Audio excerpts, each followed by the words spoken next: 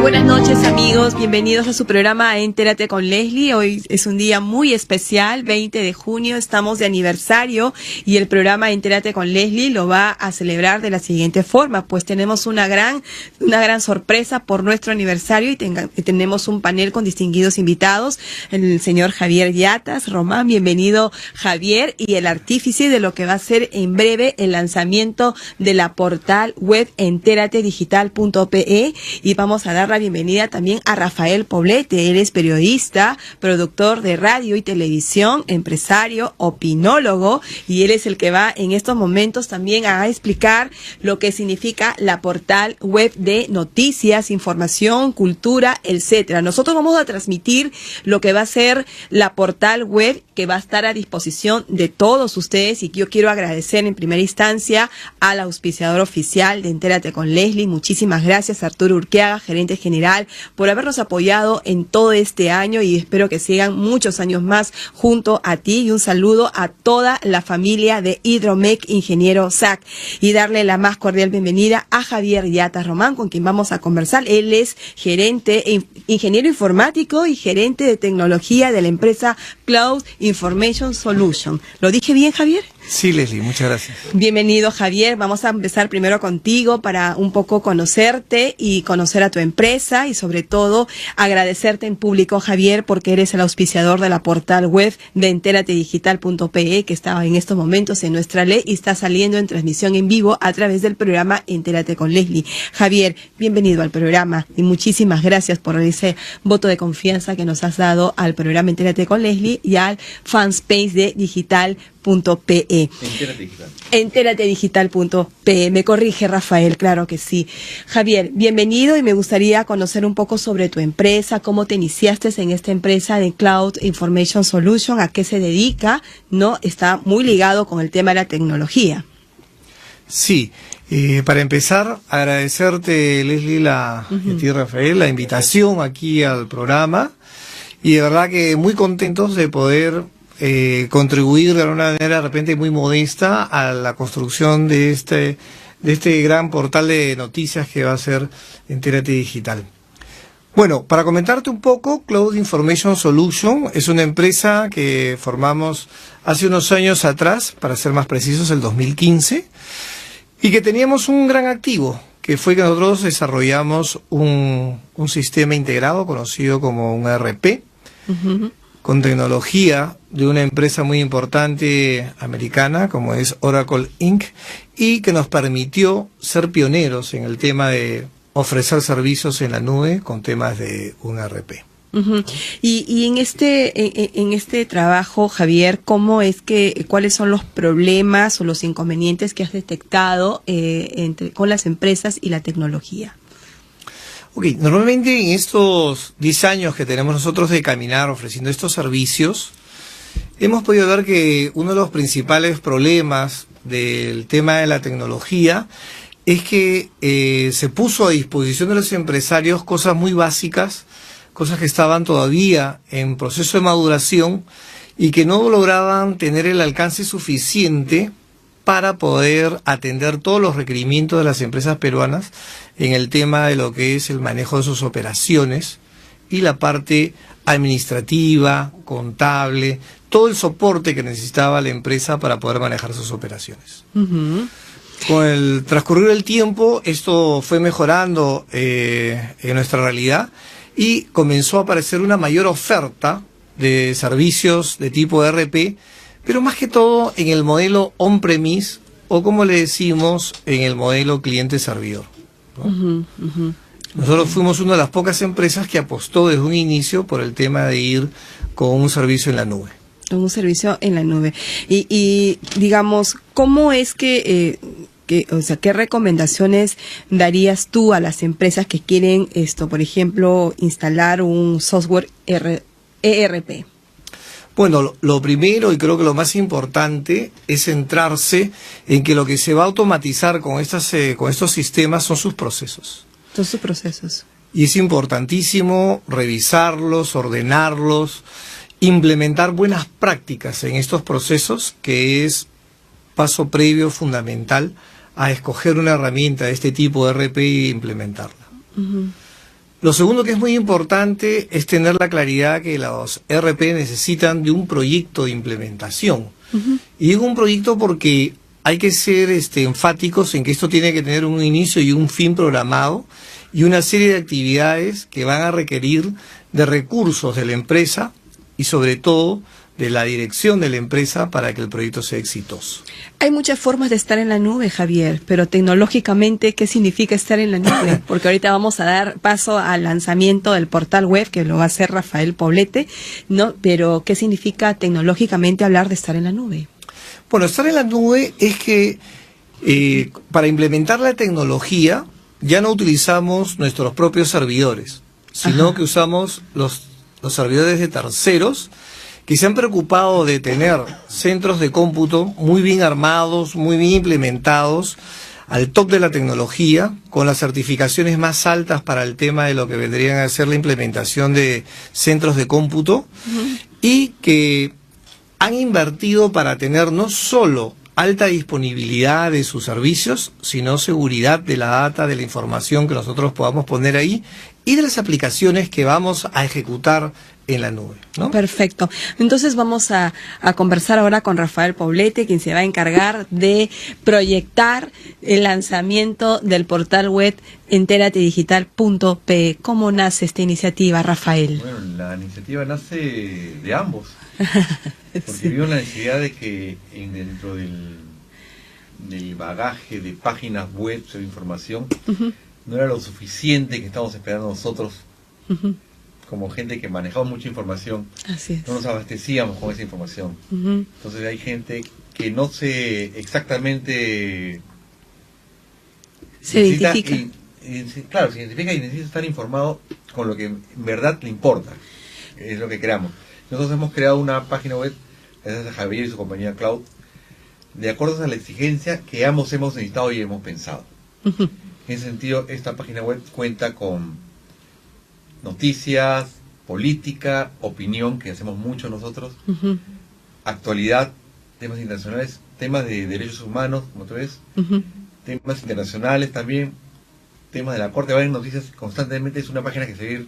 Un link también de transmisiones en vivo. Un link de transmisiones en vivo que estamos todos haciendo con el fanpage en con este el momento. fanpage que se Estamos está en el fanpage de Entérate Digital. .pe. En este momento la gente nos puede ver. Ajá. Aparte estamos compartiéndolo con 2 fanpages en este momento también. Sí, claro. Entérate ahí y Entérate con Leslie también. Ajá. Y No, es una otras página- y otras redes sociales que Bueno, se otras están redes sociales que nos claro. están siguiendo en estos momentos en vivo, ¿no? Y además estamos con que queremos que esta página sea muy seguida, muy comentada, Ujú. muy compartida, que Ujú. genere muchos likes y mucha opinión. Entonces, bueno, en este momento yo lo estoy siguiendo a través del internet, Ajá. Gino nos está viendo, y yo estoy viendo una página donde hay noticias. Ujú. Hemos cargado noticias muy fáciles, está en un sistema muy amigable, como se Amigable. dice, que nos han hecho la empresa Cloud. Ujú. Esta página va a ir mejorando constantemente. Tenemos noticias, como decía yo, opinión internacional, deportes, Ujú. cultura, que a veces es lo último que uno lee al final, Ujú. que no hay mucho apoyo a la cultura. Ujú. Y sobre todo lo que es, en este momento le estamos moviendo la página para que la vean, es Ujú. mucha opinión Ujú. de gente importante, Ujú. gente que nos sigue, Ujú. y mucha noticia actualizada. Que es lo Correcto. importante. Si la gente no está actualizada en el momento, y esto, nuestro segundo paso es hacer una aplicación, un apps, para que Ujú. lo puedan descargar directamente de su celular. Perfecto. Y Rafael, tú eres periodista de larga data, eres productor de radio y televisión. Y No de tan verdad, larga data, pero no. bueno. Bueno, me refiero a la experiencia, ¿no? Claro. En el mundo de las comunicaciones, en el periodismo, y esto, evidentemente hemos tenido una conexión en ese sentido desde que empezamos aquí con el programa Entérate con Leslie. Y bueno, realmente las cosas no se dan por casualidad. No es casualidad que Javier esté en estos momentos aquí siendo el auspiciador oficial de la portal web Me enteratedigital.pe. faltó anunciar un auspiciador más. Claro que es sí. JJ Publicidad. que nos JJ ayudó, Publicidad, nos han que ayudado. también ha contribuido Nos con ha- el nacimiento de esta portal. Claro. Bienvenido JJ, así que en una próxima oportunidad espero tenerte en el programa Entérate con Leslie para poder hablar un poquito más sobre tu empresa Es y una sobre empresa de publicidad exterior. publicidad exterior. Muy bien, fíjense cuántos colaboradores importantes tenemos actualmente y cuál es la diferencia entre tener una portal web y un diario digital, o es lo mismo, Rafael. Mira, es como lo quieres interpretar. Correcto. Yo lo veo esto más que todo como un diario digital también, Ajá. actualizado cada media hora. Ujú. Porque las noticias no paran. Exactamente. Antes tú leías una noticia en un diario y para enterarte de lo que pasaba tenías que esperar el diario del día siguiente. Así es. Ajá. Pero ahora con la tecnología, Y a eso iba apuntando una pregunta a Javier, A ver. ¿no? Porque tú eres ingeniero informático, ¿no es cierto? Ingeniero de El sistemas, sistema. ingeniero de software. Y esto, Rafael ha dado en el punto. Somos un diario digital que tiene que estar actualizándose cada minuto, cada cierto tiempo, ¿no es cierto? Y la tecnología potencia las redes. Es correcto, o sea, con el tema del crecimiento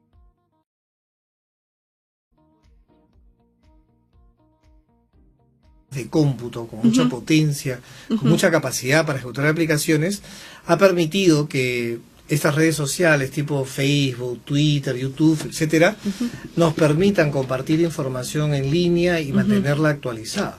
Ujú. ¿No? Inclusive ayudarnos con la captura de información, de imágenes, de video, Ujú. y poderlas integrar en estas aplicaciones y tener Ujú. una presentación tan interesante ¿no? tan bonita como la que se ve ahorita en Entérate Digital. Entérate Digital. Entonces, nosotros aquí quiero hacerle unas preguntas finales porque ya está en nuestro set el congresista Velázquez Quesquén, que inmediatamente vamos Javier. a tener, Javier Velázquez Allá, Quesquén, para, tocayo. ¿no? para conversar temas de coyuntura, y vaya que sí hay varios temas para conversar con el congresista, así que minutos ¿qué finales. me vas a preguntar de casualidad? Porque yo tengo, como parte de esta página, tengo que informar en este momento. En este momento vamos a tocar el tema sobre publicidad estatal, la ley Mordaza, que tiene que ver con los medios de Y comunicación. justo la bancada no oficialista, lo que quedan, han interpuesto una demanda ante el TC. Justamente Esta es muy el proceso de acción de inconstitucionalidad. La pregunta para el congresista Velázquez Quesquén sería ¿por qué es que el Congreso vota leyes que sabe que mañana más tarde la van a cuestionar mediante un proceso constitucional de acción de inconstitucional, ¿no? Y por qué es que esta ley sale en estos contextos sabiendo que hay bastante cuestionamiento en el tema. Así que ¿Yo te puedo eso, dejar una pregunta para él? por supuesto que sí. ¿Por qué no lo hizo en la época de Alan García cuando... Muy bien, yo voy a trasladar la presidente? pregunta al congresista Velázquez Quisquén. Vamos a hacer una pausa de 30 segundos, producción, solo 30 segundos para dar paso al congresista Velázquez Quisquén y despedimos a Javier Yatas Román. Muchísimas gracias, Javier, por acompañarnos en este lanzamiento, en esta inauguración, y que esta es tu casa, esta es la portal que tú creaste y estamos a tu completa disposición. Muchas gracias, Leslie, muchas gracias, Rafael, y cuando gusten, estoy a sus órdenes. Pausa y volvemos.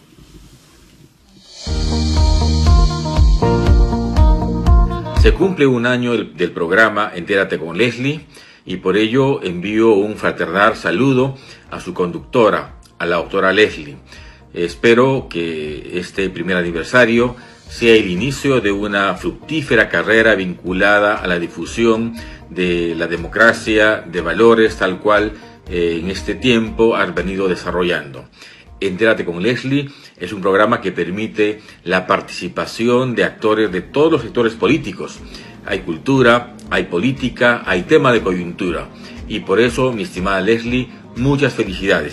Que sean muchos años más.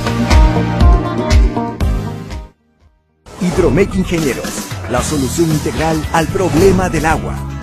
Hola amigos, si desean una bomba de agua de excelente calidad para su casa o su proyecto, nosotros tenemos lo que usted está buscando. Le presentamos Bombas Pentax, la línea más completa de bombas de agua para el sector industrial, construcción, residencial y agrícola. Solo expertos como nosotros pueden recomendarle un experto como usted. Pentax, más que una electrobomba.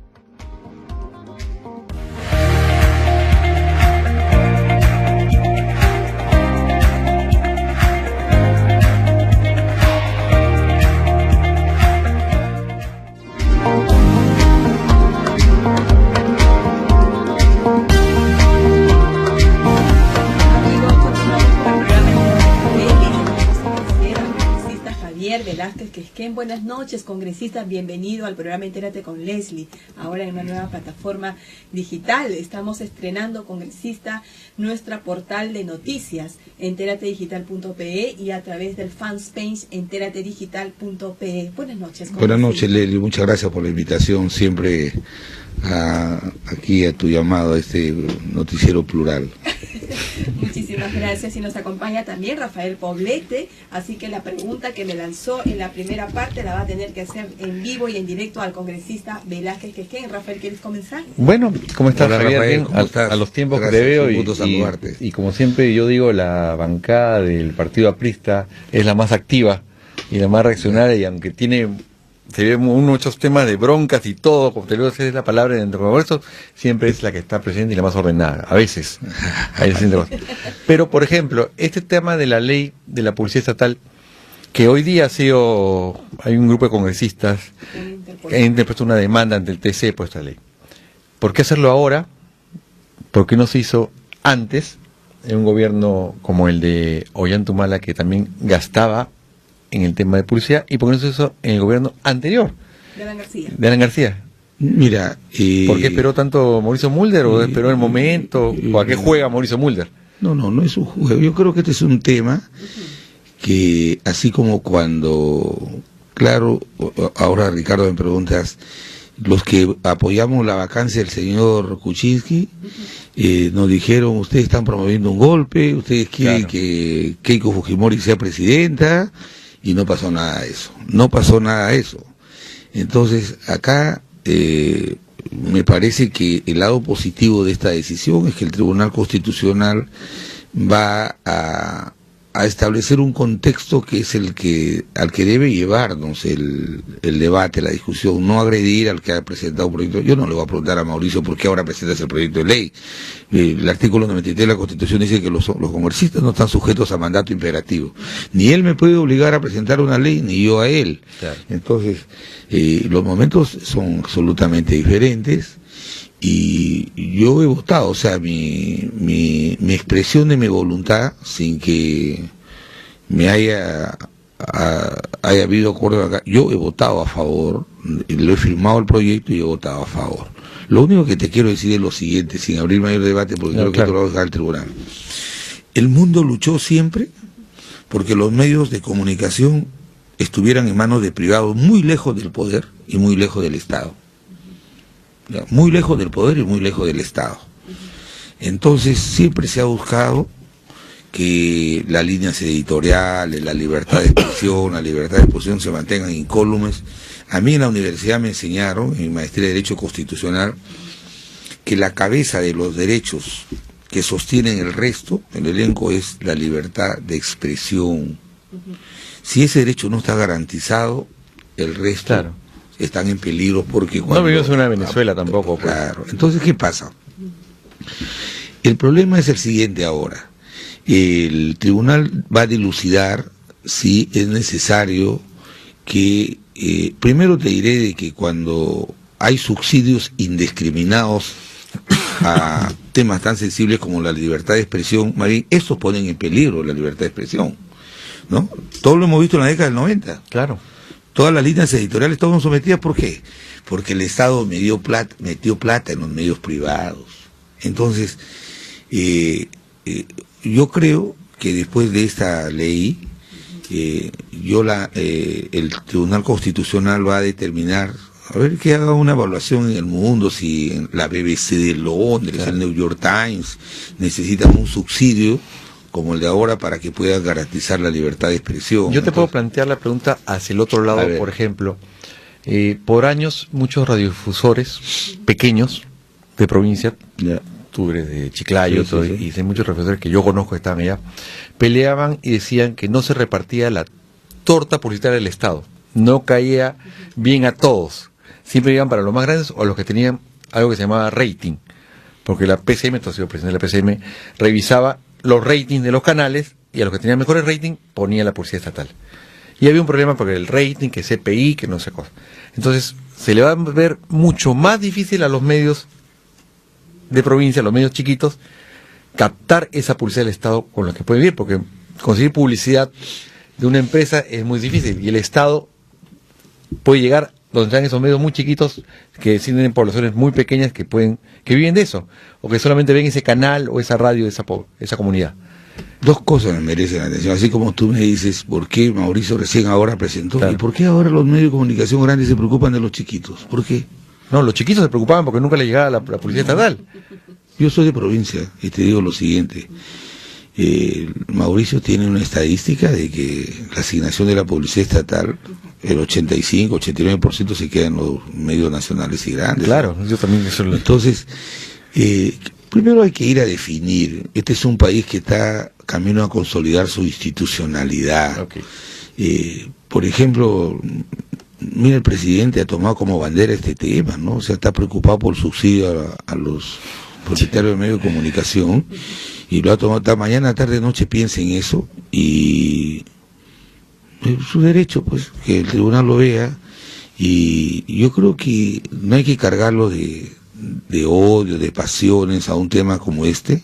No, yo creo que en las próximas semanas lo que ha debido hacer el jefe de Estado, como jefe de Estado, es decir, bueno, se ha dado esta ley, afecta las funciones del Poder Ejecutivo en tal y tal extremo, entonces voy a promover, ahora que tiene una buena relación con el Congreso, una reunión multipartidaria de los voceros con los dueños de los medios de comunicación para buscar una fórmula, una solución. Pero no, el expediente es más fácil tomar partido por las partes. Bueno, no me parece, es su estilo, ¿no? Pero te repito, te digo, a mí me han enseñado, yo creo en la economía de mercado.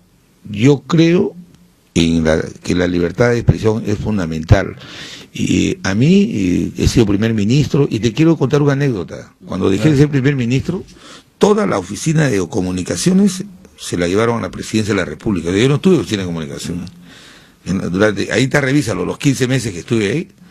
Nunca me quejé cuando me han atacado, porque creo que así tenemos que vivir en este país, donde los actos públicos tienen que ser fiscalizados y puestos en conocimiento de acuerdo al estilo del periodista, ¿no? Del periodismo. Claro. Entonces, en ese contexto te digo, hay que buscar un mecanismo en que no lleguemos al extremo también de que los políticos que manejan recursos públicos por miedo, por temor, asignen indiscriminadamente los recursos del Estado, y eso evidentemente pone en peligro verdaderamente la libertad de expresión, ¿no? Justamente yo quería acotar en ese punto, congresista, porque han habido algunos cuestionamientos con relación a la formulación del texto en el autógrafa de la ley, hoy leí.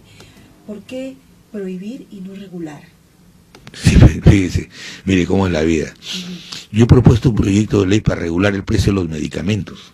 Este es el país que ha quedado primero, no al Mundial de Fútbol, sino primero el que vende los medicamentos más caros. Sí, pues. Y he puesto un proyecto de ley para generar una agencia que regule el precio de los medicamentos, como hay en Colombia, que los medicamentos son más baratos, como hay en Brasil, que son más baratos, como hay en España, que son más baratos.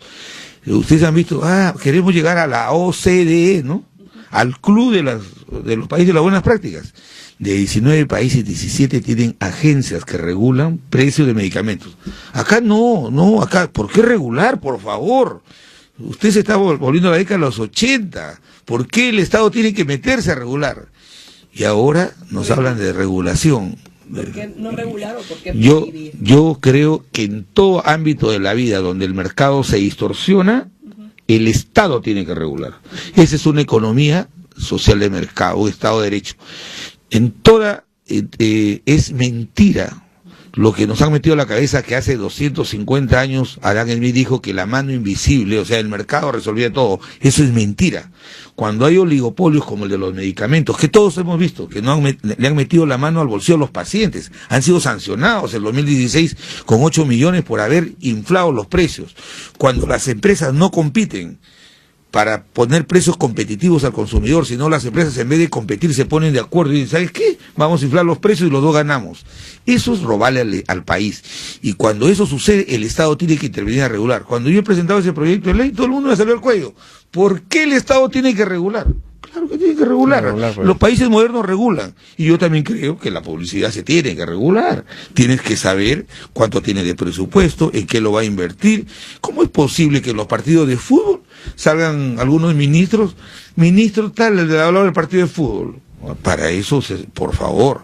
Entonces, yo creo que pasada esta etapa de la promulgación de la ley, mi sugerencia es que el presidente de la República, lejos de lavarse las manos y querer quedar bien, porque hay algunos que creen que pueden vender lo que no hacen a través de los medios. Claro. No hacen nada, pero a través de los medios creen que pueden vender. Eso no funciona. Este país quiere gobernantes que gobiernen, y yo creo que el jefe de Estado está perdiendo una magnífica oportunidad de liderar una propuesta de que pueda... Claro. Aparte, ya para un poco cerrar este tema, y consigo contigo en muchas cosas. Por ejemplo, estaba leyendo que el Ministerio de Salud anuncia una campaña de vacunación, invierte más en televisión que en comprar las vacunas. A lo que llegamos solamente. ¿Por qué? A ver, que nos expliquen, ¿por qué un spot? La democracia se nutre con las campañas electorales, claro, ¿cierto? El Estado pone una franja electoral. ¿Y por qué los avisos de campaña electoral cuestan 6 veces más que un aviso que pone una empresa comercial a Coca-Cola? A ver, ¿por qué? Porque el Estado le pide al medio de comunicación que ponga su tarifa. No, pues no es así. Y no la regula. No es así, por eso. Vamos a hacer una brevísima pausa de 30 segundos para pasar unos saludos de aniversario al programa Entérate con Leslie, y regresamos con la entrevista al congresista Velázquez Quisqueya. Pobrecito Carlos.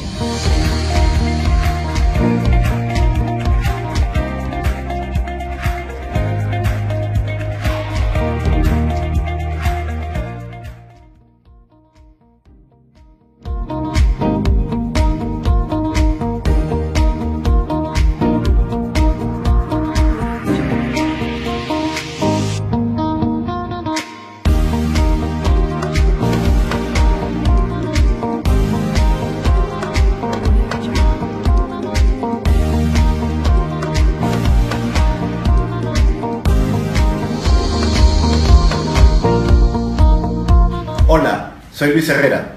Quiero enviar un gran saludo personal y de todos los integrantes del Grupo ICP por celebrarse el primer aniversario del programa Entérate con Leslie, conducido por mi gran amiga la doctora Leslie Yatas, y a través de ella a todo su equipo, por el profesionalismo y empeño que pone en poder llevar información a la población, información relevante para la construcción de la ciudadanía democrática. Sigan así y muchos éxitos.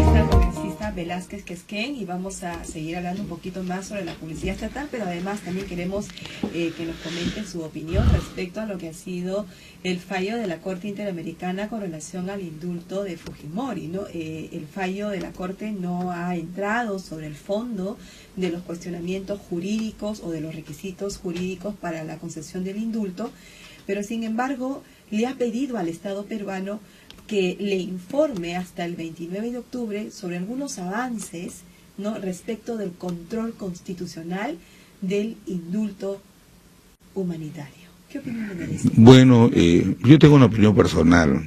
Yo soy un hombre de derecho, pero yo creo que aquí en el país está sobrando la Corte Interamericana, está sobrando el tribunal. Recuerde usted que el tribunal se concibe en la Constitución del 79, un país en otras condiciones económicas, sociales, y ingresábamos a una etapa que fue duramente afectada por el fenómeno del terrorismo. En el 81 nos adherimos a la Corte, y yo no creo, hay un principio fundamental que violan quienes administran justicia en la Corte, de pronunciarse sobre hechos que no conocen, ¿no? En última y definitiva instancia, yo no creo de verdad en lo que diga la Corte. Yo creo que la soberanía del país, en algunos aspectos, como el caso del indulto, no puede de ninguna manera ser una facultad revisada por la Corte, ¿no? Tiene que ser revisada por el propio presidente. Nosotros dejamos sin efecto la acción cursiva, porque encontramos que en el expediente no había información exacta, pero en el caso del señor Fujimori, lo que hemos conocido en los últimos años era que su enfermedad estaba en un franco deterioro. Y hoy día en cualquier parte del mundo el indulto humanitario te lo concede, no es porque para que te vayas a morir a tu casa, sino que tengas una enfermedad que sea grave y que las condiciones carcelarias estimulen el deterioro de esa enfermedad, si no, no tendría sentido otorgarlo. Ahora, el país resulta siendo una colonia, ¿no? Porque 7 señores que no conocen el Perú nos dicen, le damos plazo a tal fecha. Y yo no creo que ese indulto debe ser revisado, al margen de lo que hemos conocido de las negociaciones que tuvo PPK con el hijo del presidente, pero yo creo que este es un indulto humanitario que es una gracia que el presidente la tiene y la tienen en muchos países, muchos estados en sus constituciones, ¿no? Sí, justamente vamos a abordar este tema en el siguiente bloque con otros invitados, pero queríamos conocer su opinión porque en realidad la Corte Interamericana ha basado su fallo en base a lo que el propio Estado le ha otorgado, ¿no? O sea, los representantes del Estado, cuando concurrieron a la audiencia, le dijeron a la Corte Congresista que en efecto el indulto no puede ser revisado por el Poder Ejecutivo, pero sí lo puede hacer mediante otros mecanismos jurídicos internos. Y se citó a un proceso constitucional de amparo o un proceso constitucional de habeas corpus. Es decir, le entregamos en bandeja de plata a la Corte Interamericana por el Estado peruano los argumentos, y ahora eso revierte internamente porque la Corte no se ha pronunciado sobre el tema de fondo del indulto, no lo ha cuestionado, sin duda, pero sí le ha pedido al Estado y a los representantes de la víctima que le informen hasta el 29 de octubre sobre los avances, ¿no?, del control constitucional respecto al indulto. Yo la pregunta que haría es, ¿qué pasa si la Corte Suprema, cuando no a Fujimori, le puso 20 años y las víctimas no estaban de acuerdo? La Corte podría decir, ¿sabe qué? Hay que aumentarle a 25. Algo así parece con el tema del indulto. El indulto tiene, en todo caso, me dice lo que yo he leído de la sentencia que ha dictado la Corte es que ha establecido un conjunto de medidas que se tienen que desarrollar en sede interna, que el Tribunal Constitucional se tenga que pronunciar. Sobre el indulto. Pero es un indulto humanitario que está vinculado al tema de la salud. Yo no sé en qué tenga que pronunciarse el tribunal, pero aún así creo que los designios de la Administración de Justicia no puedan estar en manos de 7 personas que no conocen el Perú, porque en materia de Administración de Justicia a los abogados saben que hay un principio que se llama el de la intermediación, que es fundamental. El juez tiene que ver a los demandantes, a los demandados de acá. Estos señores resuelven de verdad.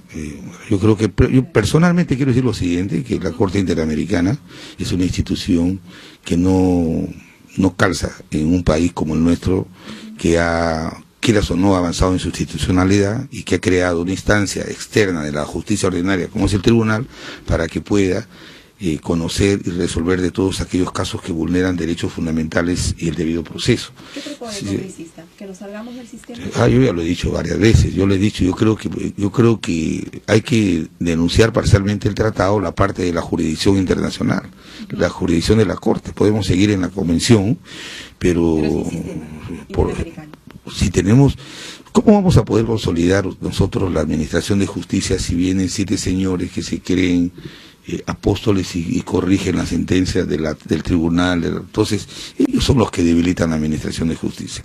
El Perú tiene que aprender. Nosotros concebimos el modelo del Tribunal Constitucional, y yo tengo discrepancias con los miembros del tribunal que han cambiado esta sentencia, los marinos, porque 4 de ellos cambiaron una sentencia, pero aún así, o lo uno o lo otro, el tribunal o la Corte. Con el tema Crontón. Sí, claro, el tribunal o la Hay Corte. una acusación constitucional contra 4 magistrados, todavía no se ha, y justamente la Corte Interamericana como que le habría puesto un paralelo al Congreso. No, es ¿Qué hay de esa acusación constitucional? no sé, es el temor del señor Galarreta de no haberla impulsado, pero ¿cómo? Fíjese usted para que vean lo descolocados que están los señores del tribunal. ¿Cómo pueden decir que el Congreso vote el archivo de esa acusación? ¿Usted cree que yo voy a votar? ¿Me pueden obligar a mí a votar? Si yo no estoy sujeto a mandato imperativo. Yo no voy a votar a favor de eso. Y si no voto a favor de eso, que es inconstitucional lo que hago, entonces no me parece, ¿no? Por eso le digo que creo que hay que revisar, falta valentía para hacerlo, pero aquí yo creo que la Corte Interamericana no está debilitando el sistema de administración de justicia.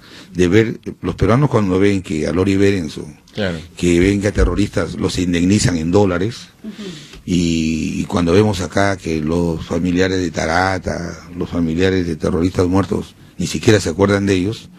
Y hay casos que pasan por un tubo. Exactamente. Entonces yo creo que hay que ver eso, hay que ponerlo, hay que abrir una discusión. Yo soy demócrata, hay que abrir una discusión, pero acá hay toda una corriente para desprestigiar al Parlamento, el estatus político, diciendo que no quieren que los investiguen, que la corrupción, por favor. Y mucha de esa plata de la corrupción ha ido a parar a las instituciones que hoy día cuestionan, ¿no? Rafael, ¿alguna pregunta? Si no, para cerrar el bloque de entrevista. No, yo quería preguntarle, por ejemplo, Velázquez Quején, congresista, de manera individual, ¿revisaría él el expediente Fujimori? Mira, ¿cuántos tiempo han pasado desde diciembre que le han dado el indulto? Claro.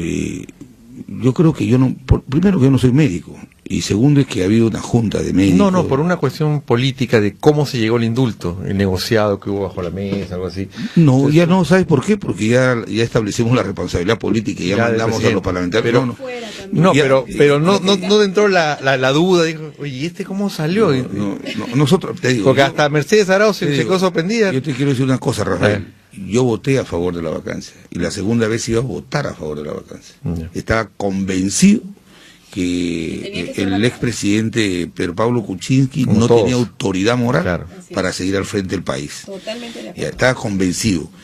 Si este señor, para evitar la vacancia, renunció y se fue, pagó su responsabilidad política, y los otros 3 parlamentarios han pagado su responsabilidad política, lo hemos mandado al Poder Judicial, entonces yo creo que ese es un tema que ha fenecido. Yo no le quiero hacer el juego a algunas ONGs que viven del apoyo internacional justamente para tratar de perseguir a aquellos que han perseguido y han combatido el terrorismo. Y una pregunta, mesa directiva, ¿Han planteado algo ustedes? No, yo lo que he planteado personalmente, y creo que tenemos mayoría en la bancada, es que hasta ahí ya cumplimos con el fujimorismo, y el tercer año vamos en una lista unitaria de oposición, si no nos vamos, no nos vamos a morir de pena si es que no formamos parte de la mesa, ¿no? Perfecto. Claro. Gracias, congresista, por su presencia en el programa Entérate con Leslie. Vamos a hacer una pausa comercial y regresamos. Muchas gracias, Leslie. Me olvidé de felicitarlos por el aniversario. Esa es la razón por la que vine. Espero que sigan generando y sigan contribuyendo para que la libertad de expresión sea plural, para que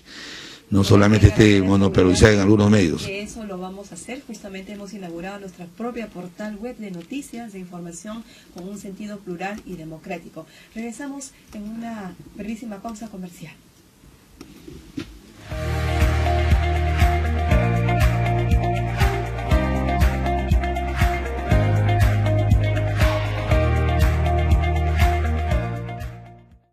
Hidromec Ingenieros, la solución integral al problema del agua. Hola amigos, si desean una bomba de agua de excelente calidad para su casa o su proyecto, nosotros tenemos lo que usted está buscando. Le presentamos Bombas Pentans, la línea más completa de bombas de agua para el sector industrial, construcción, residencial y agrícola. Solo expertos como nosotros pueden recomendarle un experto como usted. Pentans, más que una electrobomba.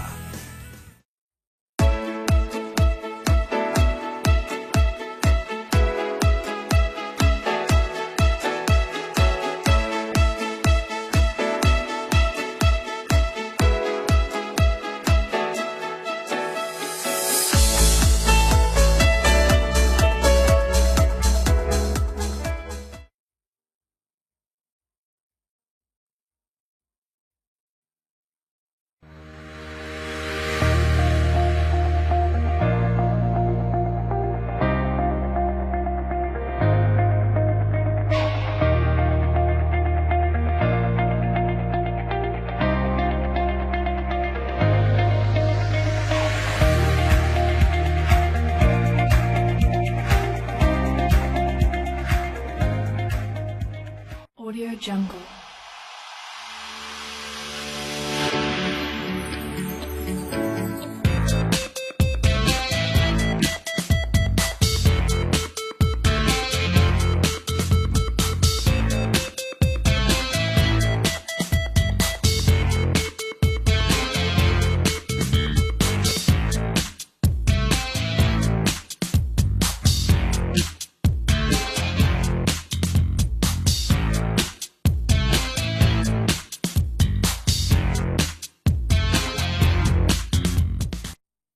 Los incas comunicaron para integrar y gobernar. 500 años después, América Latina necesita integrarse, crecer y cambiar el futuro. Profesionalizar la actividad política. Fortalecer la ciudadanía. Lograr buenos gobiernos. Capacítate y relaciónate con los mejores. 13ª Cumbre Mundial de Comunicación Política. Lima te espera.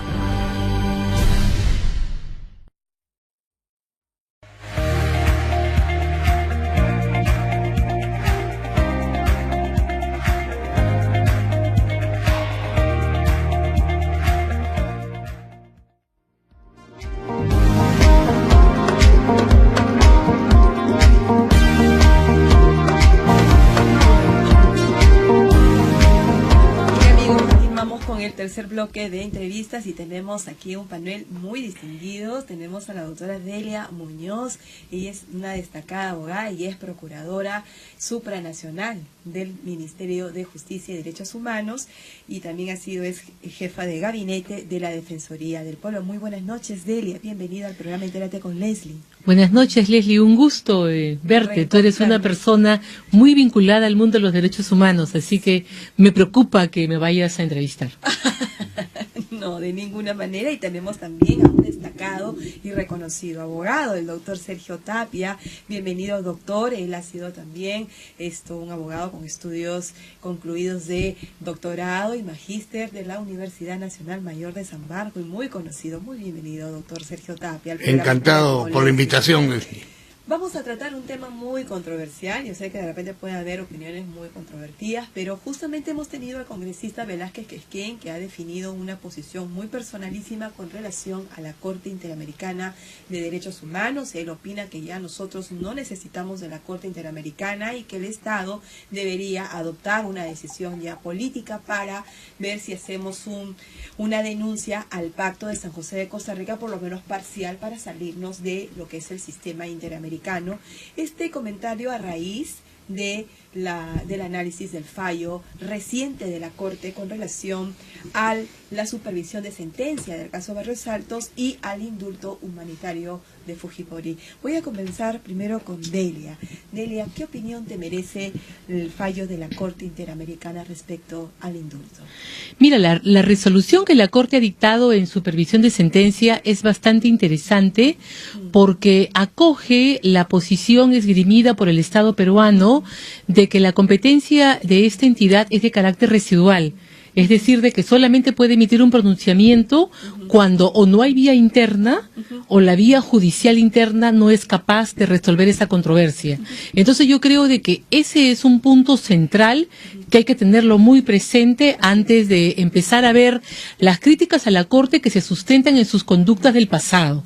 Yo siempre digo, lean las sentencias actuales, lean los fallos, cómo los está dictando, y también acá hay un punto, o sea, el Estado peruano no tiene normalmente una estrategia de defensa clara de cuáles son sus políticas de Estado que se van a cuestionar y cómo las va a manejar a nivel de la Corte. Entonces, deja, por ejemplo, que casos que ya tienen un precedente marcado lleguen a esa instancia cuando ya sabemos que va a ser un fallo condenatorio, ¿no? Entonces, hace también allí falta una política de Estado de cómo se van a enfrentar ese tipo de situaciones. Doctor Sergio Tapia, ¿qué opinión le merece el fallo de la Corte? Vamos a ir por partes. Bueno, mientras no se rescate la integración que compone la Corte Interamericana y se desvincule de una ideologización que tiene 3 decennios de años, va a ser difícil, digamos, para algunos no sorprenderse. A mí no me sorprende la resolución, porque ya es la tercera en este año. Mire usted, en enero, la Corte Interamericana emite una opinión consultiva que la declara obligatoria para todos los países de América, con respecto al matrimonio gay. Y la opinión consultiva no es sentencia. Y en todo caso la sentencia solo obliga a las partes, a un Estado y al peticionario. Y en todo caso, cualquier derecho humano adicional tiene un trámite que es un protocolo que lo debe presentar el Estado y la Comisión, no la Corte. Y la Corte crea derechos en estos momentos. Segundo, febrero, el caso del Frontón. Mejor dicho, el caso del Tribunal Constitucional metido de contrabando por el caso del Frontón, que son dos cosas distintas. Así es. Y entonces se protegió a 4 personas en su estabilidad laboral, en la función pública, en la condición de prevaricadores, y se impidió que el Congreso los investigue, pasándolo como una supervisión de sentencia. O sea, ahorraron el caso. Tribunal Constitucional, y con una resolución obtuvieron una sentencia que se llama resolución. Y tercero, esto es la resolución está ya dictada por la Corte. Primero, porque la Corte se reserva el derecho de supervisar lo que el Estado diga. Entonces ha dicho que diga el Tribunal Constitucional y yo lo reviso. Pero ojo, ustedes deben tener en cuenta lo siguiente, ABC, se lo dice. En consecuencia, tenemos además un Tribunal Constitucional que en su composición mayoritaria está contra la persona interesada en este tema. Yo me voy a permitir discrepar con el doctor Tapia con mucho respeto. En primer lugar, la Corte, según su propio tratado, es la que interpreta la forma en la que se aplican las obligaciones contenidas en él. Y el propio tratado establece de que lo que establece en una sentencia se aplica para los países que hubieran ratificado el tratado. Es decir, de que no tiene que pronunciarse en cada país en un caso diferente. Es el carácter expansivo de lo que es el control en derechos humanos y está así reconocido. Y es por eso, por ejemplo, que en base a una sentencia peruana como Barrios Altos, países como Uruguay y Argentina anularon leyes de amnistía, ¿no? Entonces yo creo de que allí es el propio tratado el que establece ese mecanismo y es el que lo ejecuta la Corte en tanto ese tratado esté vigente. Respecto de la ideologización de los jueces, yo pregunto, esos señores no llegan allí de Marte. Esos señores llegan allí porque hay un proceso de selección en la Asamblea General de Estados. El 15 de mayo se llevó a cabo la última Asamblea General y se han elegido 3 jueces por 7 años. Y los señores representantes de los 34 países han ratificado a 2 y han puesto a otro señor que es el juez Pérez de Uruguay. Entonces los estados son los que escogen quiénes son las personas que los van a supervisar. Entonces, como se dice en derecho, ese es un acto eligiendo. O sea, yo escojo y yo me equivoco, yo luego tengo el derecho de quejarme. Bueno, no sé hasta qué punto. En tercer lugar, respecto de los 3 pronunciamientos de la Corte, no voy a tocar el de la opinión consultiva porque nos saca, pero sí voy a tocar el tema del caso El Frontón y el caso de supervisión de Barrios Altos. Ambos casos fueron con un pedido de supervisión y con un pedido de medida cautelar. En el caso del denominado proceso Frontón o Durán y Ugarte, que es como se llama en la Corte, hubo un pedido de medida cautelar que solicitaron los familiares para que no se demuela el monumento, el mausoleo que existe en Los Olivos, y la Corte lo desestimó. Porque indicó de que no era una materia que estaba dentro de su ámbito de competencia. Y respecto de la medida cautelar, de la medida de protección que piden para los magistrados del Tribunal Constitucional, yo lo que debo decir, porque vi la audiencia, fue pública, la pasaron por televisión, el Estado planteó una mala estrategia de defensa. Los señores que fueron, el presidente de la Corte les preguntaba cosas, cuál es el proceso, cuáles son las instancias, cómo es la revisión, y no supieron contestar, ¿no? Entonces allí era evidente de que el Estado peruano se quedó corto, más allá del tema de que esa medida era manifiestamente improcedente porque se estaba innovando respecto de dar protección a quienes no eran parte. Había allí que entrar con un tema competencial muy fuerte. Se fueron a decir que los señores estaban en falta en sede nacional en vez de invocar la convención.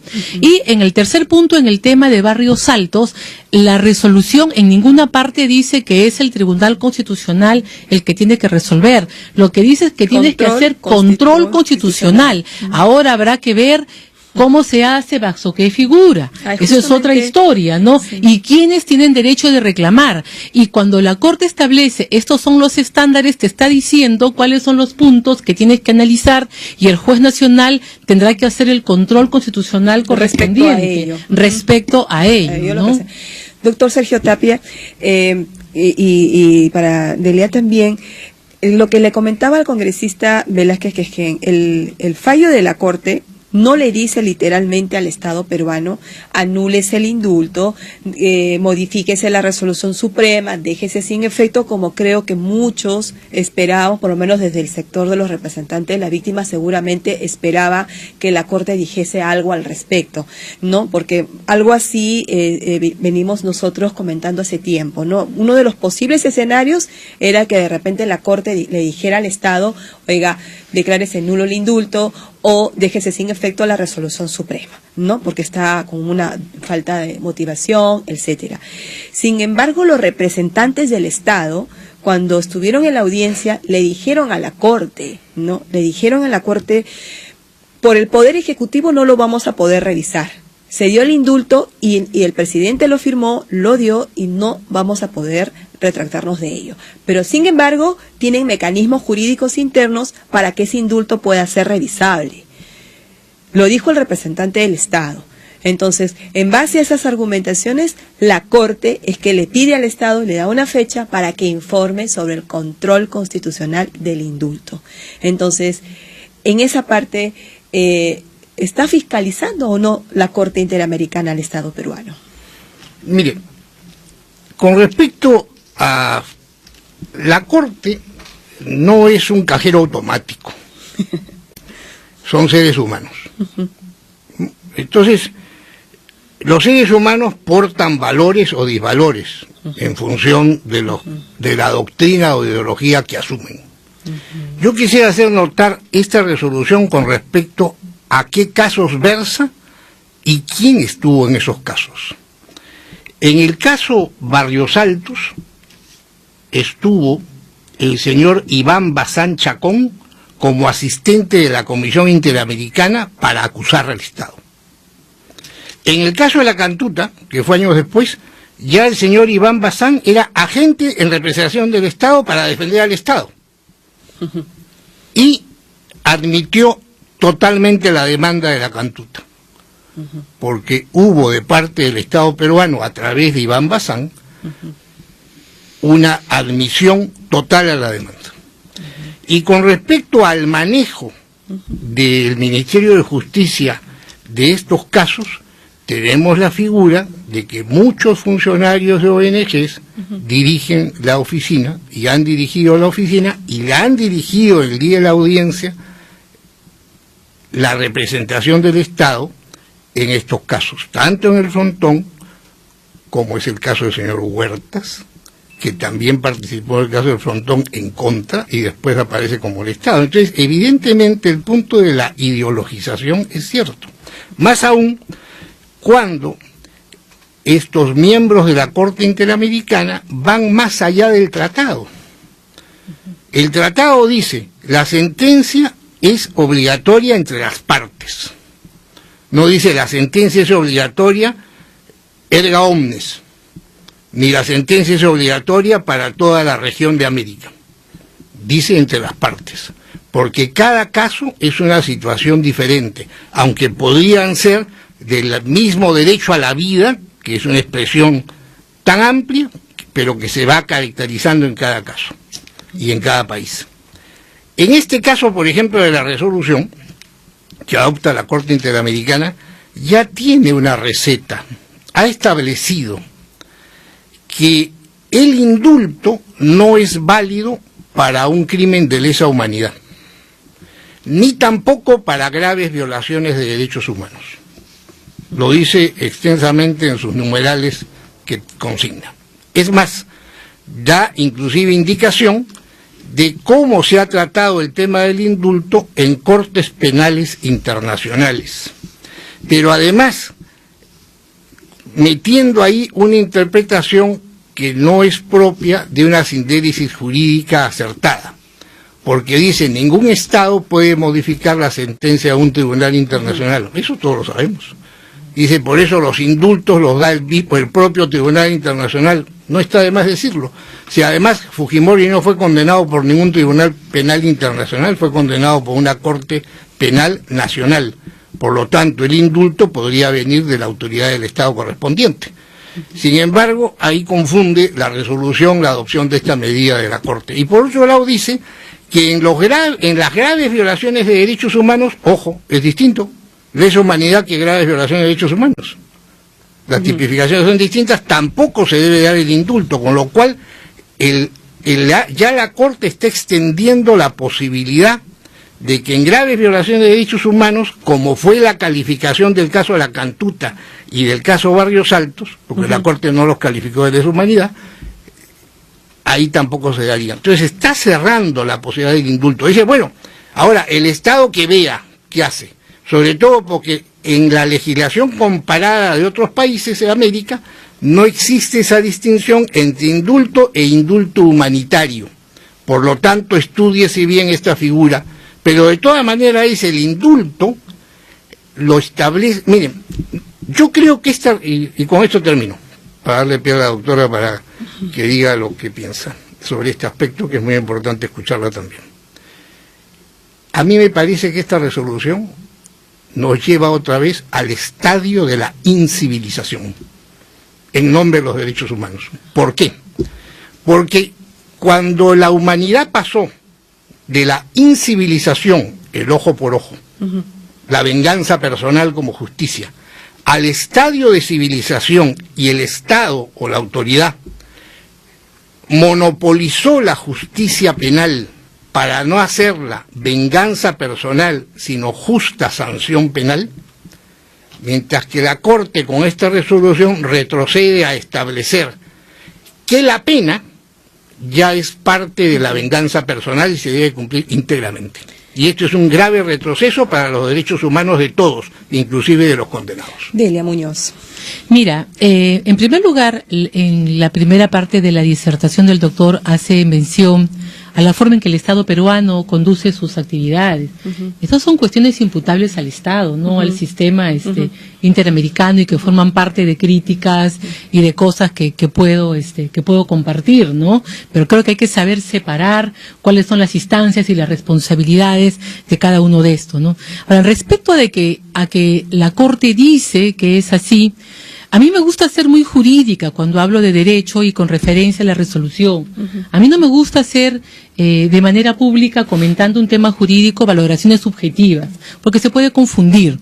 El punto 34 de la resolución, donde la Corte va a delimitar cuál es el objeto del análisis que se debe realizar, la Corte dice: la Corte requiere pronunciarse sobre si el indulto por razones humanitarias otorgado por el Poder Ejecutivo para graves violaciones a derechos humanos podría ser incompatible con el derecho internacional.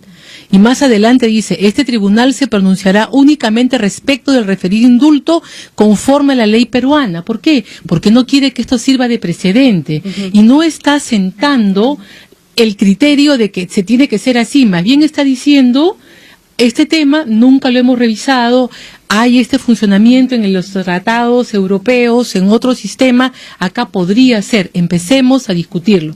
Ahora, la supervisión al Estado peruano, lamentablemente, está prevista en el Tratado de Competencia de la Adscripción a San José. Entonces la Corte tiene la prerrogativa de supervisar, de la misma manera que el CIADI tiene la prerrogativa de arbitrar en un caso de inversiones, de la misma manera que la Corte de la Haya tiene la facultad de resolver un diferendo, de la misma manera que la Organización Mundial del Comercio recoge y resuelve todos los casos que le someten a consideración contra Perú, de la misma manera que el Tribunal Andino de Justicia resuelve casos que se le plantean en materia de propiedad intelectual o en derecho laboral, de la misma manera que el Comité de Libertad Sindical resuelve las quejas que plantean los organismos empleadores o sindicatos. Entonces, para mí el tema de la supervisión forma parte de la pauta actual en que el mundo se está ordenando, en que los denominados los soberanos han cedido su competencia para adscribirse a estas teorías de supervisión en materia de derechos fundamentales, ¿no? Yo les hago la pregunta, y ya para ir finalizando, Delia, el indulto humanitario concedido a Fujimori está divorciado del caso Barrios Altos. O sea, porque a la larga la Corte igual se ha reservado el derecho de poder en estos momentos pronunciarse sobre el fondo, y lo dice su propia resolución. Así es. ¿No es cierto? Y podría no haberlo colocado y mantendría el derecho igual. Así es. Entonces quiere decir que a posteriori la Corte sí podría cuestionar sobre el fondo, ¿no? Así es. El indulto humanitario. No lo ha hecho ahora, pero lo puede hacer después. O sea, en cierta forma le ha prolongado una cierta agonía, ¿no?, al Estado. La Corte ha tomado la posición en torno al indulto establecida en el TC peruano en el caso Crucillat, que dice de que el indulto es un acto constitucional del presidente que no puede ser revocado, pero que en tanto podría vulnerar derechos fundamentales, sí puede ser controlado constitucionalmente. Y es por eso de que en el caso Crucillat lo anula, ¿no?, por este control que hace de las normas nuestras, del artículo 2 de la Constitución. El indulto humanitario se da, doctor Sergio Tapia, en el contexto en que la Corte está supervisando el caso Barrios Altos, ¿no? Y de pronto el indulto puede constituir para la Corte un instrumento que puede obstaculizar el cumplimiento de la sentencia de Barrios Altos. Bueno, lo dice. Mire, si la idea fuese de una Corte normal y corriente, que no es esta, por varias razones. Si la idea es que no se debe pronunciar porque hay una instancia nacional que no se ha agotado, bastaría poner que es improcedente por ahora el pedido. Pero escribe 30 y tantas páginas, y en esas 30 y tantas páginas hay mucho. Hay mucho. Y hay que leer y entender. Dice, primero, que la condena es un derecho del agraviado para que se cumpla íntegramente. En el caso de lesa humanidad y en el caso de graves violaciones de derechos humanos. Segundo, que toda medida que el Estado tenga o adopte para reducir una condena ya es un agravio a los peticionarios de un caso en función de que no se les respeta su derecho de acceso a la justicia. Por lo tanto, así como en la Revolución Francesa alguien dijo, libertad, libertad, ¿cuántos crímenes se cometen en tu nombre? Después de 2 siglos, con la revolución de los derechos humanos, tenemos que en nombre de la justicia se comete, mediante el derecho penal del enemigo, no tener ninguna consideración a ninguna persona si es acusada por derechos humanos, por lesa humanidad o por violación de derechos humanos con respecto a la tutela que el Estado debe tener si está en enfermedad. El problema está en que no se acepta la enfermedad de este individuo por razones ideológicas, por razones de ira que no se ha calmado. Que haya 30 páginas que lo quieran predecir y encauzar, existen. Ningún organismo, ni menos el Tribunal Constitucional como hoy día está constituido, va a tener que revisar mucho, sino simplemente repetir muchos párrafos de estas 30 páginas para decir que el indulto es inválido. Ok, Delia. Doctor, no sé por qué siento que usted está muy pesimista de todo lo que pueda, de todo lo que puede ocurrir. Yo veo de que acá se abre con este fallo una gran discusión de carácter jurídico, constitucional y de ponderación de derechos, ¿no? Yo creo de que en sede nacional tenemos que tener este debate, porque la Corte dice tú tienes que hacer control constitucional de la decisión. Entonces, ¿qué cosa es lo que puede ocurrir? Los familiares de las víctimas van a alegar el derecho de cumplimiento de la pena, como señala el doctor Tapia, diciendo no, porque está condenado por este delito y por otro, es un ser humano que no tiene derechos y tiene que cumplir la pena de todas maneras, ¿no? Del otro lado está la persona que no es parte en el proceso, pero que es beneficiario indirecto de esto o afectado indirecto, cualquiera de los dos supuestos, que también puede recurrir al juez a decir, oiga juez, yo tengo un beneficio, declare usted de que este beneficio es acorde a mi derecho a la integridad, a la vida, a la salud a la que tengo derecho, ¿no? Y ambos casos podrían ser planteados y ambos casos podrían llegar con fallos contradictorios al Tribunal Constitucional. Y ahí vamos a ver que el Tribunal Constitucional va a tener que ponderar entre el derecho a la vida y el derecho al acceso a la salud versus el tema del derecho de garantía judicial y cumplimiento de pena, ¿no? Que son los dos grandes derechos que se va a tener que discutir en sede nacional. Entonces, yo creo de que eso nos va a permitir tener una política de Estado establecida a cuáles son los criterios que yo debo tener para tratar a todos los ciudadanos peruanos que están privados de libertad en una situación en que su vida se ve afectada por la condena, ¿no? Y eso sin distinción y sin diferencia. Le quiero dar toda la razón a la doctora de que soy pesimista. Evidentemente no puedo guardar ningún milímetro de optimismo en una corte que, en un tratado que dice que la vida comienza a partir de la concepción, cambia la letra del tratado, dice que es lo mismo que anidación, que es una barbaridad biológica. Y no puedo estar de acuerdo tampoco que una Corte que no tiene iniciativa para crear nuevos derechos, los cree a través de sus sentencias. Por eso es que yo, frente a esta Corte, dudo. Y se está dejando finalmente el precedente de que el indulto sí es revisable. Esto mediante mecanismos jurídicos, ¿o no, Delia? Lo que ocurre es que tú eres internacionalista, y tú sabes que cuando se crea el tribunal de la ex Yugoslavia, el tribunal de Ruanda, en esos tratados, a la par que se crean las cortes internacionales, se establece un procedimiento interno dentro del tratado para que los propios jueces puedan supervisar los indultos que se conceden por razones humanitarias por parte de los estados. Entonces no es de que el indulto está prohibido cuando es humanitario y estamos hablando de lesa humanidad, no, es de que el indulto humanitario tiene que tener ciertas características, cierta proporcionalidad.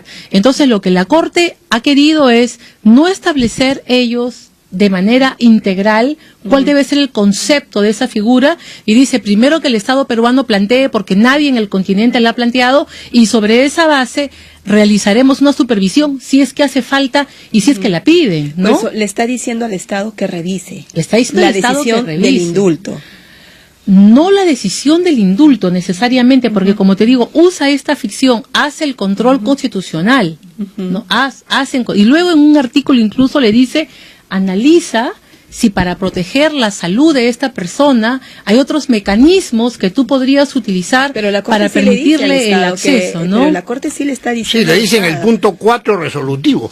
Para el 28 de octubre... Sobre el control constitucional del indulto. Así es, para el 28 de octubre, dice la Corte, el Estado y los familiares me deben informar cómo va este asunto. A ver, para despedirnos... de la jurisdicción nacional para el reclamo del indulto por los agraviados. Lo que dice el punto 4 es, dice, disponer que tanto el Estado peruano como los intervinientes comunes de las víctimas, a más tardar el 29 de octubre, nos entreguen información sobre los avances por parte de la jurisdicción constitucional del control del indulto por razones humanitarias concedido a Alberto Fujimori en relación con el cumplimiento de tales obligaciones. Esto es lo que te está mandando la Corte. Que y un control del indulto significa la verificación de que si el indulto va o no va. Siguiendo precedente del caso Crucilla, doctor. Eso es el control. Bueno, tenemos un caso en la cual se ha anulado el indulto por el propio Estado. Pero ¿no? en otro caso, en el que no se anula el indulto, en la misma vía. Tienes el caso Crucillat y tienes el caso Jalilí. Ambos fueron al TC con resultados completamente distintos, ¿no? Entonces, esa es la controversia que tenemos que y nada impediría, que Delia, que también el indulto humanitario corra la misma suerte. Es una posibilidad, hay que ponernos en un escenario. Mira, ¿sí? esta tarde conversaba con una profesora universitaria y sacamos como 20 opciones que salen del punto 4 respecto del ping-pong procesal constitucional que tú puedes hacer. Lo que no puedes hacer es ir a una corte penal o ir al juez penal nacional a pedirle de que te haga el control difuso, porque te han dicho tienes que hacer control constitucional, ¿no? Y el control constitucional lo hace el tribunal. A través del amparo y el habeas corpus, el Poder Judicial, y de manera concentrada en revisión, el Tribunal Constitucional para estos casos o para otros. Que ¿no? prácticamente lo va a hacer el tribunal, porque no creo que el Poder Judicial se quiera pronunciar. Yo estoy adelantando opinión, pero como a veces en estos casos muy controvertidos, el Poder Judicial siempre tiende a lavarse las manos y dejarle el Bueno, el presidente del Poder Judicial ayer dijo de que la Corte, algo así como que se había lavado las manos, y a mí me sorprende porque el señor es hoy día presidente de la Corte, pero acaba su mandato y vuelve a ser juez, y el caso le puede tocar en apelación, ¿no? Claro, entonces, bueno, no es la única vez que este presidente de la Corte Suprema adelanta juicios y habla cosas que no debe Pero hablar. Leslie, a mí lo que sí me parece interesante es de que el sistema de controversias constitucional que tenemos en el país para no agarrarnos a cabezazos es el Poder Judicial. Entonces el Poder Judicial tiene que responder a las expectativas.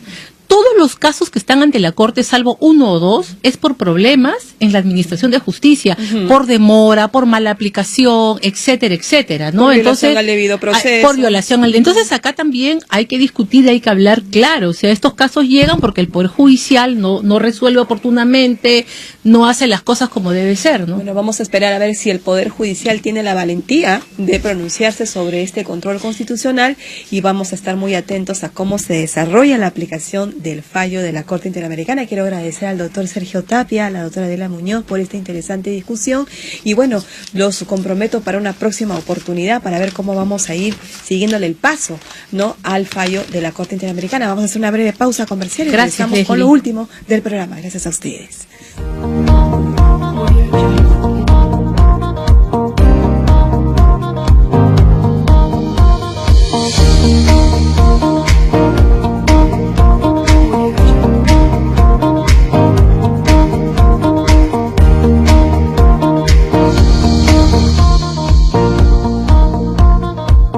Les habla Antero Flores Arauz.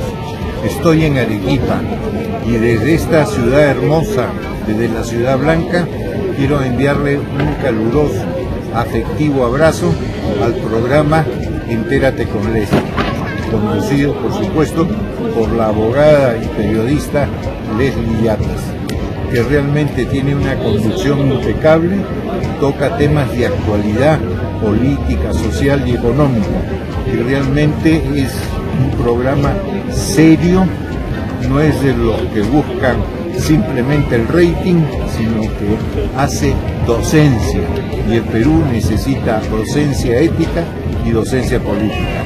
La felicito a Leslie por el esfuerzo que hace.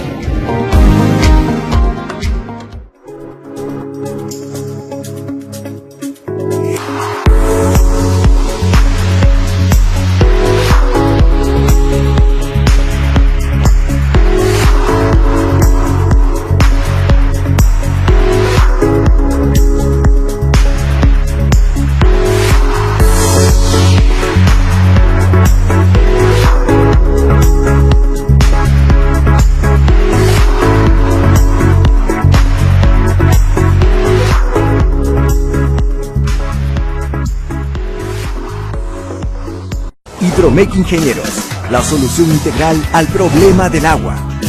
Hola amigos, si desean una bomba de agua de excelente calidad para su casa o su proyecto, nosotros tenemos lo que usted está buscando. Le presentamos Bombas Pentax, la línea más completa de bombas de agua para el sector industrial, construcción, residencial y agrícola.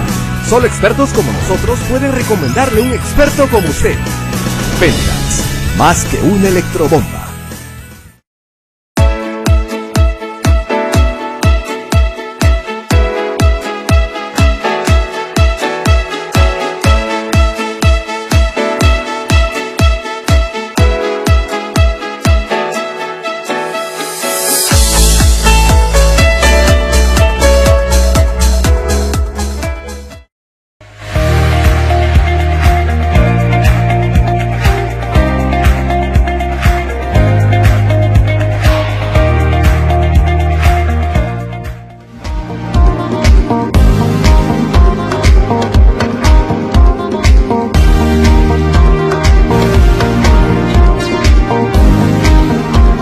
Continuamos con el último bloque del programa Entérate con Leslie, no menos importante. Tenemos un tema muy interesante, y es que nosotros tenemos que aprender a comer sano, ¿verdad? Entonces acá tengo un invitado especial que es César Iván Chavarría. Él es asesor gastronómico en comida vegana, pero también vamos a hablar un poco de la relación que existe entre la ecología, ¿no?, y la comida vegana.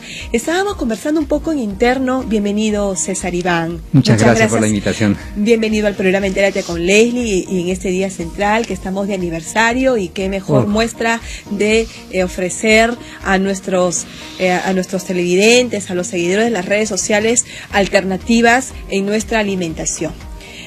No es novedad que en el Perú tenemos índices de obesidad que estamos muy inclinados a comer comida chatarra, ¿no? Muchos excesos de grasas, ¿no?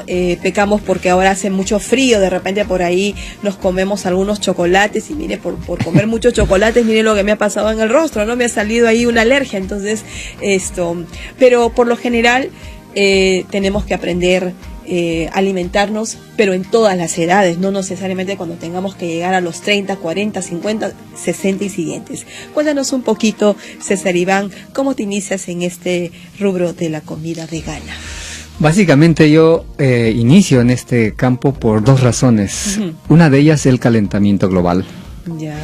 Desde el 2005 hay estudios muy serios de la FAO, que es una organización de las Naciones Unidas para la Alimentación y la Agricultura, que dio una publicación muy seria que decía la larga sombra de la ganadería en el planeta. Y también un poquito antes se formó la IPCC, que es el panel intergubernamental para el cambio climático, también perteneciente a las Naciones Unidas. Correcto. Y ambos llegan a la misma conclusión. El calentamiento global, obviamente, está generado por gases de efecto invernadero. Anteriormente se creía que solamente el dióxido de carbono, que es generado por quema de materiales fósiles o combustible fósil. Pero después estos dos organismos se dan cuenta que no habían tomado la variable animal, que también generaban dos gases de efecto invernadero muy, muy poderosos, que es el metano y el óxido nitroso. Entonces ellos hacían sus proyecciones en base al dióxido de carbono, pero en pocos meses esas proyecciones eran superadas ampliamente. O sea, la temperatura del planeta estaba creciendo muy rápido. Y se dieron cuenta que había dos variables, aparte del dióxido de carbono, el metano, que es generado directamente por los animales, también por nosotros, pero mayormente por los animales que tienen más de un estómago. ¿Cómo te iniciaste en la comida vegana? ¿Por qué te motivó ser vegano? Esto, porque la gente estaba comiendo mucha carne, y la carne genera gases de efecto invernadero, y esto calentamiento global, y esto a su vez cambio climático. El planeta estaba a punto de destruirse hace algunos años atrás por excesivo calentamiento global, y esto iba a generar que se suelten los gases, para nadie es secreto que se están descongelando los polos norte y sur, y en el polo norte especialmente hay gases metano debajo del permafrost de los hielos, una cantidad de metano muy, muy exorbitante, diríamos. Que si lograba soltarse esto, pues el planeta se destruía, así como alguna vez Marte se destruyó, o Venus. Entonces teníamos que, la solución, la FAO y la IPCC lo dejaron muy claro. Tenemos que reducir consumo de carne para enfriar un poco el planeta, para frenar el calentamiento global, para frenar la generación de gases de efecto invernadero. Ya, ¿cuál es la diferencia entre la comida vegana y la comida vegetariana? ¿O es que es lo mismo o alguna particularidad los diferencia? Básicamente deberían ser lo mismo, pero nació el veganismo como para diferenciarse del vegetarianismo, considerando que el veganismo es 100% basado en vegetales. Nuestra alimentación es basada en plantas. En plantas. Sí. Ya. Esa es la diferencia. Mientras que los vegetarianos todavía consumen lácteos, consumen miel, consumen queso, consumen huevo, y algunos dicen que pueden consumir hasta pescado. Pero el pescado, ni el huevo, ni los lácteos son de origen vegetal. O sea, solamente la comida vegana está basada en vegetales. No Así hay es, ningún tipo de carne. 100% vegetariano. No hay ningún tipo de carne al respecto de ningún animal. Ninguna traza que viene de los animales. Ya. Pero tenemos un video, creo, ¿no? Tenemos productos ahora que se parecen a la carne. Justo he traído algunas muestras, a ver si me pueden alcanzar. Sí, y para mostrar al público, ahora el vegetariano puede comer tan rico como una persona que come carne, pero saludable. Vamos a pedir a producción una transmisión en vivo. A ver, vamos a hacer una pausa de 30 segundos para poder proyectar los productos veganos, y después vamos a comentar el video de César Iván Chavarría. 30 segundos y regresamos.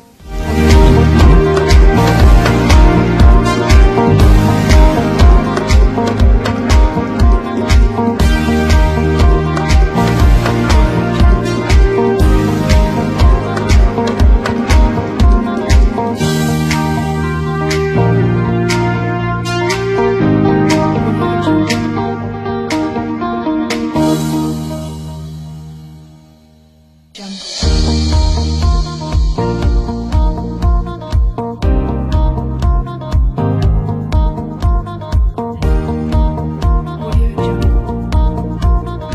amigos, continuamos y acá tengo en mis manos, por ejemplo, ustedes dirán, esto es hot dog. Sí, es un hot dog vegano, ¿no?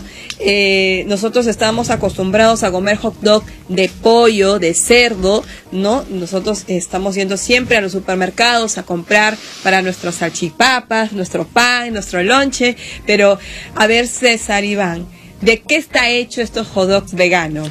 Todo basado en plantas, básicamente soya, trigo, yuca y especias, aceites de girasol, aceites de romero.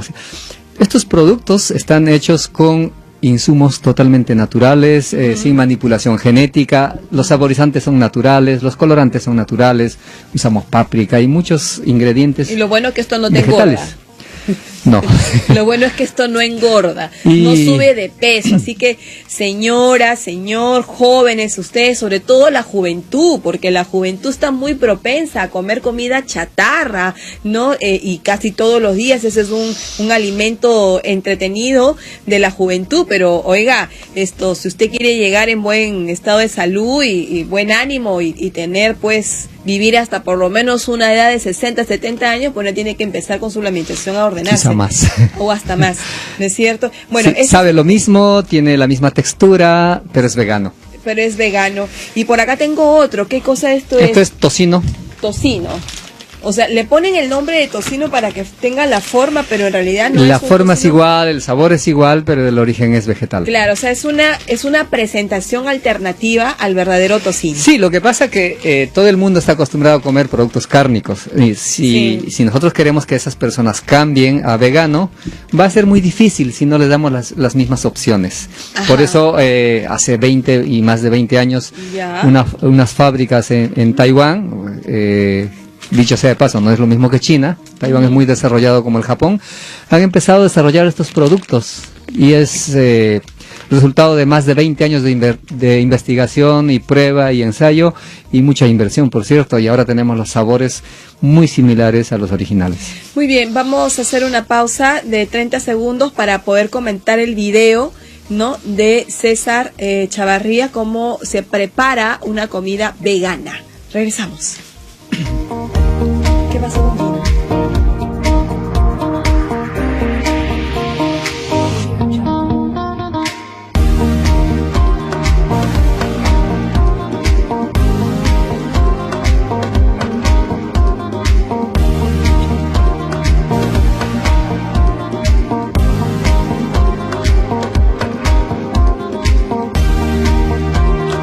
Bien, amigos, miren, también tengo en mis manos jamón, lo que nosotros podemos comer como jamón de país, ¿no es cierto? El jamón tan rico, jamón inglés, en base siempre de cerdo, ¿no? Pero tenemos el jamón vegano. ¿De qué está hecho el jamón vegano? Igual. También vegetales, soya, girasoles. Sí, diferentes plantas, o sea, aceites naturales. ¿Es la misma combinación para los tres? No, cada uno tiene combinaciones diferentes, sabores diferentes. Saborizantes diferentes, Sí. pero que obviamente son naturales. Sí, y no solo tenemos esto, tenemos pescado vegano, tenemos camarones, tenemos filete de res vegano, tenemos pollo, tenemos panceta de cerdo, tenemos incluso huevo vegano. Ya, pero le ponen esos nombres para poder acercar, ¿no? Hacer Tú comes carne, Leslie. Sí, hacer una fácil conversión. Exacto. ¿No?, del que es carnívoro al vegano. En tu mente está ver en tu plato un pedazo de presa. Ah, sí, una pechuguita de pollo. Exacto, entonces si Que es tú lo que quieres ser usualmente vegana... como todos los días con verduras. nada Exacto, más. si quieres ser vegana y te ponen en el plato solo verduras, tu mente no lo acepta. Bueno, pero si yo te sí, ponemos lo porque estoy mismo, acostumbrada de con años, los sabores parecidos, es mucho más fácil Es cambiar. mucho más fácil cambiar, claro. Vamos a pasar el video, por favor. ¿Lo tenemos? ¿Producción? Lo tenemos. Lancemos el video para que César Chavarría pueda explicar un poco cómo se prepara una comida vegana. En estos momentos está proyectándose en vivo el video de la preparación vegana. César, ¿nos podrías un poco Simple, explicar? es lo más simple del mundo. A ver. Tú sabes preparar un lomo saltado, por ejemplo. Sí. ¿Sí? El ingrediente animal es la carne de res. La carne. O puedes usar la carne de pollo, ¿sí? Bueno, acá es lo mismo. Tenemos filete vegano de res, o tenemos unas tipo hamburguesas de pollo. Simplemente cortas en trozos, prefríes y luego mezclas con el lomo saltado de siempre. Sencillo. O sea, simplemente reemplazas la proteína animal, o sea, el trozo de carne animal por un trozo de carne vegano. Y se acabó. Ya, pero, pero por ejemplo el lomo saltado va con papas, con exactamente tomate, igual, con cebolla y la comida vegana, lo único que voy a cambiar es el producto de carne por la de animal vegano. Por el producto vegano. Pero después listo. La papa, la cebolla va a caer igual. Y aún así es mucho más saludable que consumir carne, porque esa carne tiene toxinas, tiene hormonas, tiene antibióticos y muchas de esas cosas. Y esto es más saludable.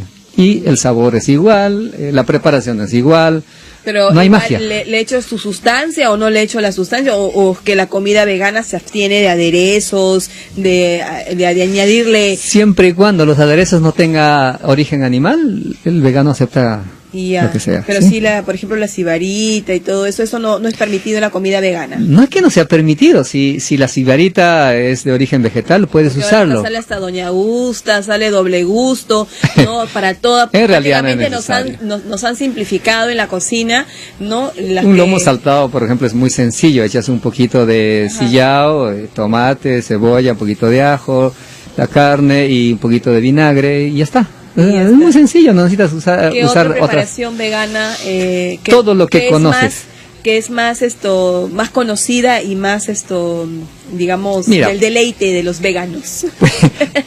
Todas las comidas que conoces con carne se hacen versión vegana. Incluso ceviche, parihuela, como arroz chaufa. Con el pescado vegano. Sí, así es. Está hecho el pescado vegano. Igual, de soya, de gluten, de harina de trigo y todo eso. O sea, todo es exactamente igual, solo se cambia la proteína, o sea, la carne. Tú preparas ceviche vegano. Tú preparas todas estas. Sí. Bueno, tú tienes un restaurante que has inaugurado recién. Tenemos, un nuevo restaurante. Loving Hut es fábrica de alimentos en Taiwán, y Loving Hut también es una cadena de restaurantes veganos a nivel del mundo, y es en estos momentos el de mayor crecimiento. De hecho, en el Perú ya hemos abierto hace pocos días el 7º. En Lima tenemos 3. 3 restaurantes. En Lima, sí. En Lima. Una pequeña en Surquillo, Avenida Villarán 816. Sí, anúncialo. Otra mediana en Lince, Avenida Petituars 2545. Y la última, Girón Carabaya 380, a media cuadra de la Plaza de Armas. Esta es buffet por peso. La de la Plaza de Armas. Sí. Buffet por peso. Sí. ¿Es la que has inaugurado recién? Sí, 10 platos para escoger.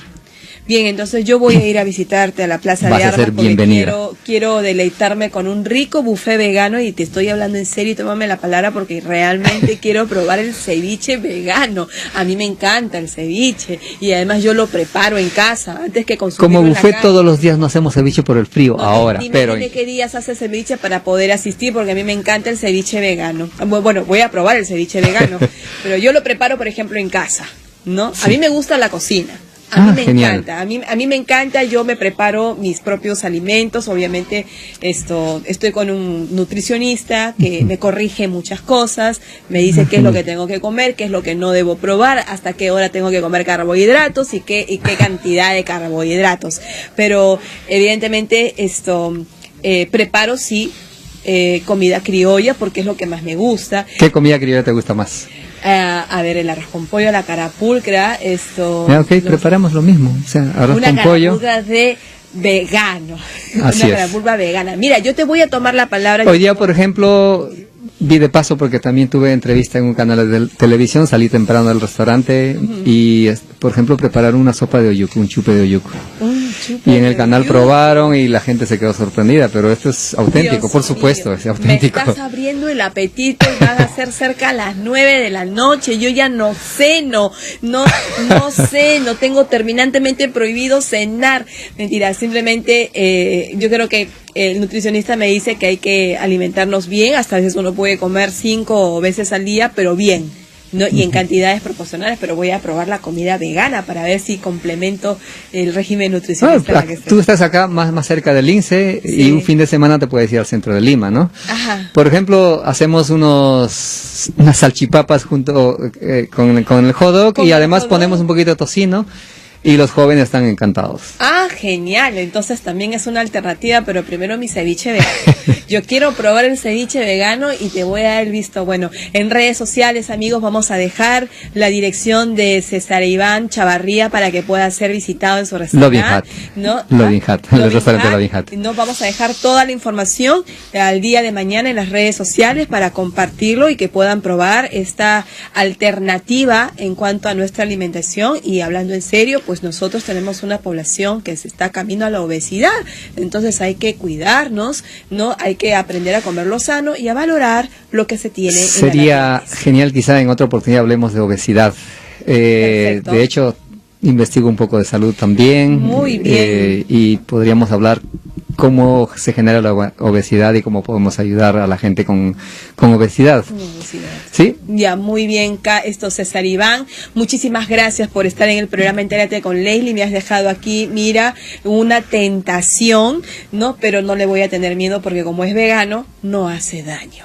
Amigos, ha sido todo por hoy. Muchísimas gracias por sintonizar el programa Entérate con Leslie en un día central de nuestro aniversario de una manera sencilla, modesta y humilde. Hemos celebrado nuestro día con el lanzamiento de la portal web de noticias enteratedigital.pe y mañana estará ya a disponibilidad del público la portal que hoy ha sido dado a conocer a través del programa Entérate con Leslie y una mayor responsabilidad y compromiso que hemos asumido para informar con objetividad, transparencia, pluralidad y democracia. Amigos, ha sido todo por hoy. Me despido de ustedes, no sin antes dejar un fuerte abrazo y saludo a Luis Miguel, productor de OK TV. Gracias, Luis Miguel, por sumarte, ¿no?, al programa Entérate con Leslie, porque sé que vas a transmitir y retransmitir este programa en tus redes sociales. Éxitos y muchas gracias por estar en sintonía con todos nosotros. Un beso, un abrazo a todas las familias del Perú, a mis amigos de las redes sociales, a nuestros connacionales en el extranjero. Muchísimas gracias por estar con nosotros y nos reencontramos el próximo miércoles con una sección de elecciones regionales. No te lo pierdas.